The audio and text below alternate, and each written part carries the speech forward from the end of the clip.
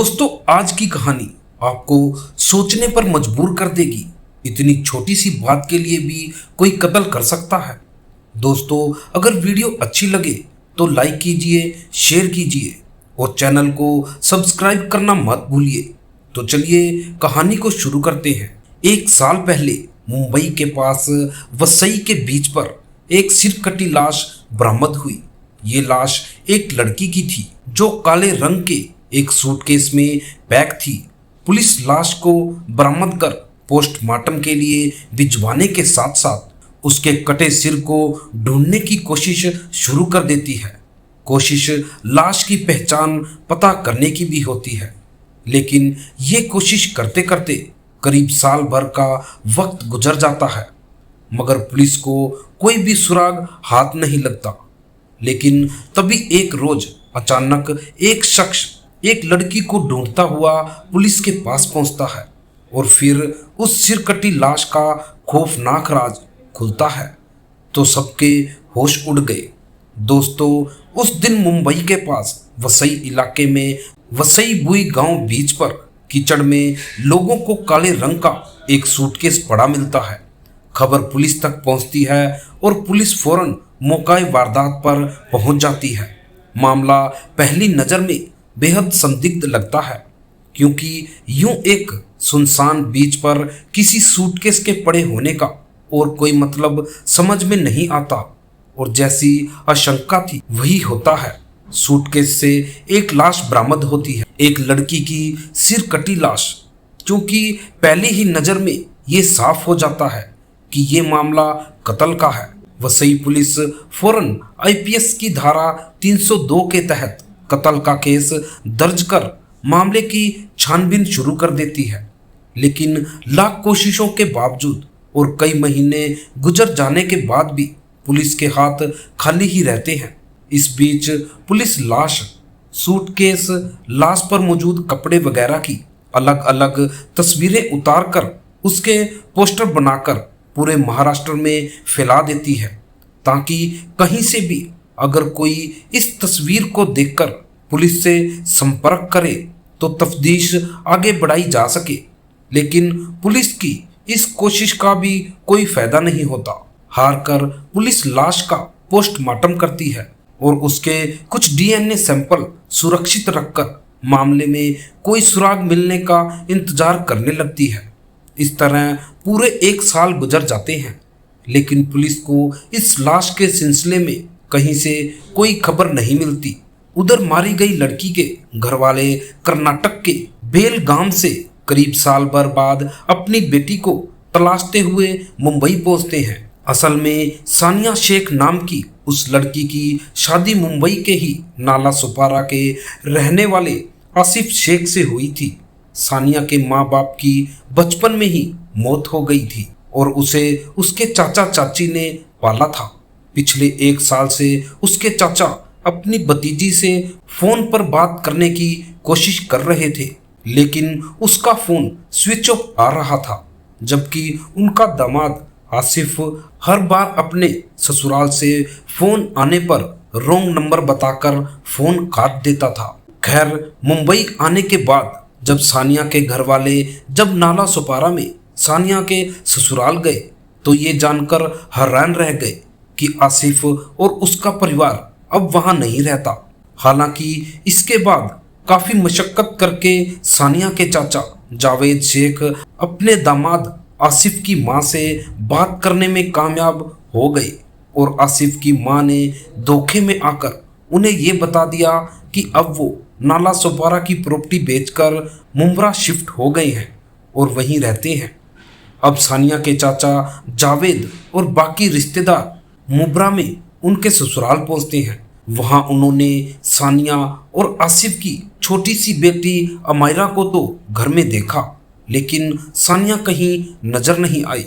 जब उन्होंने अपनी बेटी के बारे में उसके ससुराल वालों से पूछा तो ससुराल वालों ने टकसा जवाब दिया कि सानिया के शादी के बाद भी किसी से रिश्ते थे और वो अपने उसी बॉयफ्रेंड के साथ घर से फरार हो गई है। ये सुनकर लड़की के घर वालों को बड़ा धक्का पहुंचता है। वे हैरान रह जाते हैं लेकिन उन्हें इस बात पर यकीन नहीं होता कि उनकी बेटी ऐसा कर सकती है। अब सवाल ये था कि अगर ऐसा ही था तो फिर सानिया के ससुराल वालों ने इस सिलसिले में उसके घर वालों को बताने या पुलिस में शिकायत करने की जरूरत क्यों नहीं समझी। जाहिर है मामले को देखकर साफ था कि कहीं न कहीं दाल में कुछ काला जरूर है। अब सानिया के घर वालों ने पुलिस में शिकायत दर्ज करवाई।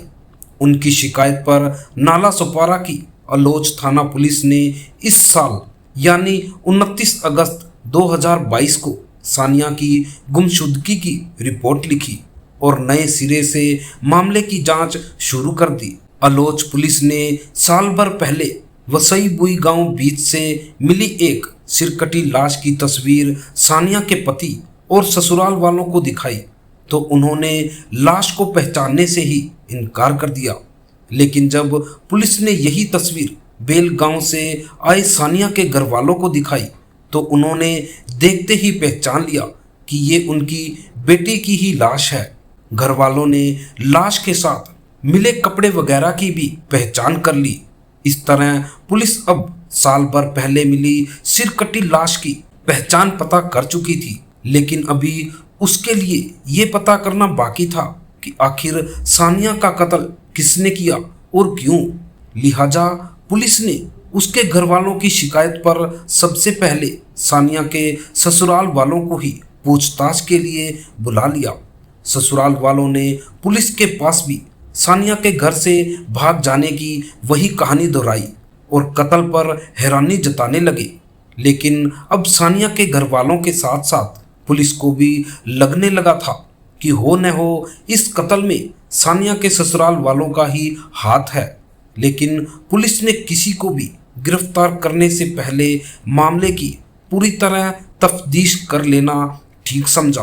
पुलिस ने सानिया के पति आसिफ और उनकी नन्ही सी बेटी अमायरा के डीएनए सैंपल कलेक्ट कर लिए। सानिया की लाश से उसका डीएनए सैंपल पहले ही लिया जा चुका था और जब इस सैंपल की रिपोर्ट आई तो ये साफ हो गया कि वसई के बीच पर मिली वो सिरकटी लाश सानिया की ही थी। अब ये साफ हो चुका था कि सानिया का साल भर पहले ही कत्ल किया जा चुका था, लेकिन कातिल को पकड़ना अभी बाकी था। पुलिस ने एक बार फिर सानिया के पति को पूछताछ के लिए बुलाया। उसने पहले तो पुलिस को तमाम झूठी सच्ची कहानियां सुनाई, लेकिन फिर जैसे ही पुलिस ने उसे सख्ती की और आखिरकार वो टूट गया। उसने मान लिया कि उसी ने अपने घर वालों के साथ मिलकर अपनी बीबी सानिया की जान ली थी और उसकी सिरकटी लाश वसई बुई गांव बीच पर फेंक कर आया था, जबकि लाश की पहचान न हो इसलिए उसका सिर उन्होंने खानीवाड़े की खाड़ी में फेंका था। यही वो दिन था जब लोग खुदा की राह में कुर्बानी दे रहे थे।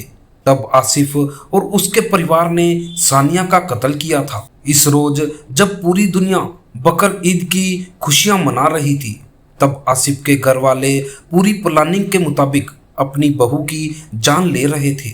उन्होंने बकर ईद के बहाने सानिया की छोटी सी बेटी अमायरा को पहले ही उसकी बुआ के घर भेज दिया था। फिर आसिफ, उसके पिता हनीफ और आसिफ के भाई यासीन ने मिलकर पहले सानिया के हाथ पांव बांधकर उसे पानी के टब में डाल दिया और डूबने से उसकी जान चली गई।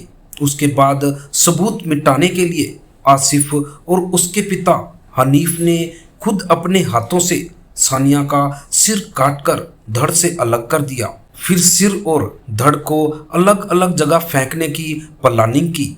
उन्हें पकड़े जाने का डर कुछ इतना ज्यादा था कि सिर कटने के बाद भी आसिफ ने पहले हेयर ट्रिम से सानिया के सिर के बाल हटा दिए और फिर उसके चेहरे पर होठों के करीब मौजूदा एक तिल को भी काट कर निकाल दिया, ताकि अगर कहीं कटा हुआ सिर भी पुलिस के हाथ लग जाए तो उसकी पहचान मुमकिन न हो। इसके बाद आसिफ ने अपने भाई यासीन के साथ मिलकर उस सिर को एक बाइक पर ले जाकर खानीवाड़े की खाड़ी में ले जाकर फेंक दिया। फिर धड़ को निपटाने के लिए आसिफ ने अपने कैब ड्राइवर बहनोई यूसुफ को घर बुलाया और फिर धड़ को एक बड़े से सूटकेस में पैक कर वसई बुई गांव बीच ले जाकर फेंक दिया। बेशक इस वारदात के 6 दिन के अंदर ही सानिया की सिरकटी लाश बरामद हो गई, लेकिन पहचान न होने और किसी भी घरवाले के सामने नहीं आने की वजह से करीब साल भर तक ये मामला अनसुलझा रहा। लेकिन आखिरकार जब उसके चाचा ने पुलिस में रिपोर्ट लिखवाई तो सानिया के कत्ल की रोंगटे खड़े कर देने की ये सच्चाई सामने आ गई। इसके बाद पुलिस ने आखिरकार सानिया के पति आसिफ और उसके ससुराल वालों को गिरफ्तार कर लिया। पुलिस ने इस खौफनाक साजिश का खुलासा कर कातिल को तो जेल की सलाखों के पीछे पहुंचा दिया था, लेकिन सबसे बड़ा सवाल यही था कि आखिरकार एक परिवार ने इतनी बेरहमी के साथ अपनी बहू की जान क्यों ले ली और साल भर तक ये राज बाहर क्यों नहीं आया। तो जब तफ्तीश में इस सारे सवालों के जवाब सामने आए तो हर कोई हैरान रह गया। पुलिस के सामने आसिफ और उसके घरवाले अपना गुनाह कबूल कर चुके थे, साथ ही ये भी कबूल कर चुके थे कि कैसे उन्होंने हवानियत की सारी हदों से आगे निकलकर सबूत मिटाने के लिए न सिर्फ सानिया का सिर काटकर धड़ से अलग कर दिया, बल्कि कटे हुए सिर के बाल काटे और यहाँ तक कि चेहरे पर मौजूद तिल तक उखाड़ दिया। लेकिन सबसे बड़ा सवाल यही था कि आखिर एक परिवार ने ऐसी गिरी हुई हरकत की ही क्यों। असल में एक बच्ची को गोद देने के लिए ये पूरी खूनी साजिश रची गई थी। दरअसल आसिफ के घरवाले आसिफ और सानिया की बेटी अमायरा को किसी और को गोद देना चाहते थे। आसिफ की बहन यानी सानिया की ननद की शादी को कई साल हो चुके थे, लेकिन उन्हें कोई बच्चा नहीं था। ऐसे में जब आसिफ और सानिया के घर में अमायरा ने जन्म लिया तो घर वालों ने तय किया कि वो इस बच्ची को अपनी बेटी को गोद दे देंगे और उनकी बेटी ही बच्ची की परवरिश करेगी। लेकिन किसी भी दूसरी माँ की तरह सानिया के लिए ये फैसला करना इतना आसान नहीं था। उसने अपनी बेटी अमायरा को खुद से अलग करने से साफ मना कर दिया और बस यही वो बात थी जिसने पूरे ससुराल वालों को सानिया का दुश्मन बना दिया। अब सानिया पर जुल्म सितम की शुरुआत हो गई और फिर एक दिन वो भी आया जब उसका कत्ल कर दिया गया। आसिफ और उसके घर वालों ने सानिया का कत्ल पूरी प्लानिंग के साथ किया। कत्ल के लिए उन्होंने बकर ईद का दिन चुना। बकर ईद के बहाने सबसे पहले उन्होंने सानिया की बेटी अमायरा को उसकी बुआ के घर भेज दिया, जिसे वो अमायरा को गोद देना चाहते थे। इसके बाद तय प्लानिंग के मुताबिक पहले उन्होंने सानिया के हाथ पैर बांधकर उसे पानी में डुबोकर मार डाला और फिर सबूत मिटाने के लिए लाश के टुकड़े तक कर डाले। किसी को कत्ल के बारे में कानो कान खबर न हो, इसलिए उन्होंने सिर्फ सिर और धड़ को अलग अलग जगह फेंक दिया था। इस कत्ल की साजिश को छुपाने की खातिर ही वो लोग चुपचाप नाला सुपारा वाला मकान बेचकर वहां से चले गए थे। हद देखिए कि सानिया की लाश निपटाने के लिए उन्होंने अपने घर के उसी दामाद को कैब लेकर आने को कहा जिसे वो सानिया की बेटी गोद देना चाहते थे। लेकिन इतनी कोशिश करने और सबूत मिटाने के लिए इतना दिमाग लगाने के बावजूद आखिरकार आसिफ और उसके घर वाले पकड़े गए। वैसे इस केस को सुलझाने में वसई पुलिस के रोल की भी तारीफ करनी होगी। उन्होंने सिरकटी लाश की न सिर्फ अलग अलग तस्वीरें खींचकर रख ली थी, बल्कि जरूरत के लिए डीएनए सैंपल भी सुरक्षित रख लिए थे और आखिरकार यही चीजें कत्ल के खुलासे की वजह बन गई और असली कातिल कानून के शिकंजे में फंस गया। तो दोस्तों, आप इस कहानी के बारे में क्या कहना चाहेंगे? आप हमें कमेंट में बता सकते हैं। और अगर आप किसी और केस के बारे में जानना चाहते हैं तो आप हमें कमेंट कर बता सकते हैं। धन्यवाद।